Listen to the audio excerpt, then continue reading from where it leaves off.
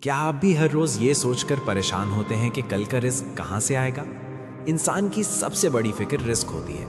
کل کیا ہوگا، آمدنی کیسے بڑھے گی، ضروریات کیسے پوری ہوں گی؟ یہ سوالات دل کو بے چین کر دیتے ہیں۔ لیکن قرآن ہمیں خوبصورت حقیقت یاد دلاتا ہے کہ رزق اللہ کے ہاتھ میں ہے۔ وہی دیتا ہے، وہی بڑھاتا ہے، اور وہی ایسے راستے کھولتا ہے جن کا ہمیں اندازہ بھی نہیں ہوتا۔ اس کا مطلب یہ نہیں کہ انسان کوشش نہ کرے، بلکہ مطلب یہ ہے کہ کوشش کے ساتھ دل میں اللہ پر یقین بھی ہو۔ کبھی کبھی رزق دیر سے ملتا ہے، لیکن جب اللہ دیتا ہے تو بہترین وقت اور بہترین انداز میں دیتا ہے۔ اس لیے اپنی محنت جاری رکھیں، مگر دل کو ٹینشن اور بیجا سوچوں کے بجائے اللہ کے بھروسے سے جوڑ لیں۔ یاد رکھیں، جو شخص محنت کے ساتھ اللہ پر کامل یقین رکھتا ہے وہ کبھی محروم نہیں رہتا، چاہے دیر ہو اندھیر نہیں۔ اپنی زندگی کا اصول بنا لیں، میں محنت بھی کروں گا اور مکمل بھروسہ بھی صرف اللہ پر رکھوں گا، یہی سکون بھی دے گا اور کامیابی بھی۔